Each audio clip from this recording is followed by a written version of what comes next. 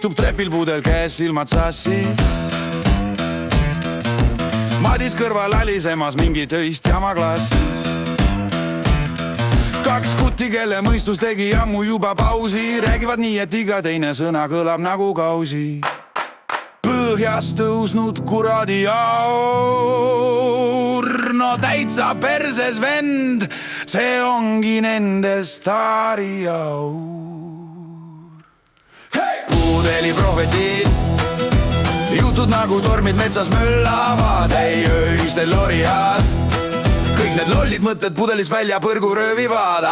Las minna, nad karjuvad, keegi ei kuula, aga nemad ikka mölisevad.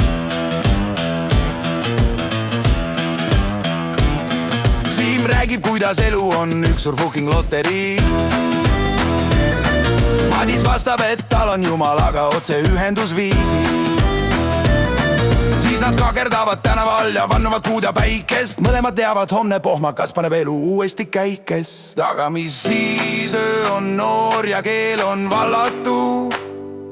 Ja iga teine sõna kõlab nagu mingi kuri karjatu. Pudeli prohvetid, jutud nagu tormid metsas möllavad, ei öisel loriad. Kõik need lollid mõtted pudelist välja põrgu röövivad. Las minna, nad karjuvad, keegi ei kuula, aga nemad ikka mölisevad. Nad vannuvad, nad laulavad, nad naeravad ja karjuvad, kuni lõpuks tänav ise ütleb, kurat aitab. Aga Siim ja Madis lasevad ainult uue mõtte lahti. Elu on perses, aga öö on meie ning kaavad järgmisse paki.